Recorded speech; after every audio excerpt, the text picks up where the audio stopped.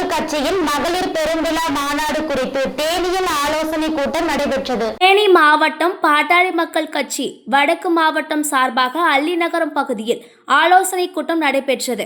வருகின்ற ஆகஸ்ட் 10ஆம் தேதி பாட்டாளி மக்கள் கட்சியின் நிறுவன தலைவர் ராம்தாஸ் தலைமையில் மகளிர் மாநாடு நடைபெற உள்ளது.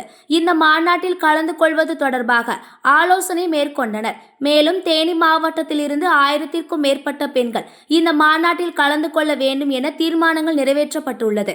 வடக்கு மாவட்ட செயலாளர் முத்தையா, பெரியகுளம் நகர்மன்ற உறுப்பினர் குமரன், வடக்கு மாவட்ட துணைத் தலைவர் வைரமணி, வடக்கு மாவட்ட துணை செயலாளர் சரவணகுமார், மாநில மகளிர் அணி துணை செயலாளர் பிரியா, முருகேஸ்வரி, மாவட்ட பொருளாளர் வளர்மதி, மாணவர் அணி மணிவாரன், வைரமுத்து, மாவட்ட தொழிற்சங்க செயலாளர் கணேசன் மற்றும் சங்க நிர்வாகிகள், மகளிர் அணி நிர்வாகிகள், உறுப்பினர்கள் கலந்து கொண்டனர்.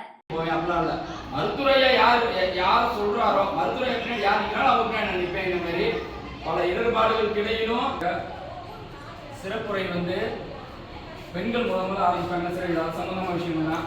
சிறப்புரை ஆற்றுவதற்கு மருத்துவர் ஐயா எந்த கோரிக்கையை எடுத்து முன்னடத்தி ஒரு நிகழ்ச்சி நடத்தினாலும் மாநாடு நடத்தினாலும் அந்த சரவணன் அப்படி சொன்னா தான் தெரியும். அந்த மாதிரி தனக்கு அடைமொழி மாரியே வைத்துக்கொண்டு கட்சியை அடையாளப்படுத்தி கொண்டு இருக்கக்கூடிய எண்ணற்றோர் தேனி மாவட்டத்தில் இருக்காங்க. அதன் அடிப்படையில் இவர் ஒரு தீவிர விசுவாசி தான். ஐயா என்ன சொல்ற வீரியம் அவரோட வீரியம் என்னன்னா எல்லாரும் போறது மாதிரி ஒரு ஆர்ப்பாட்டம் வருது அப்படின்னு சொல்லி போற விஷயம் கிடையாது. ஐயாவோட வீரியமானது எந்த எல்லைக்கும் போதிக்க போயிதே.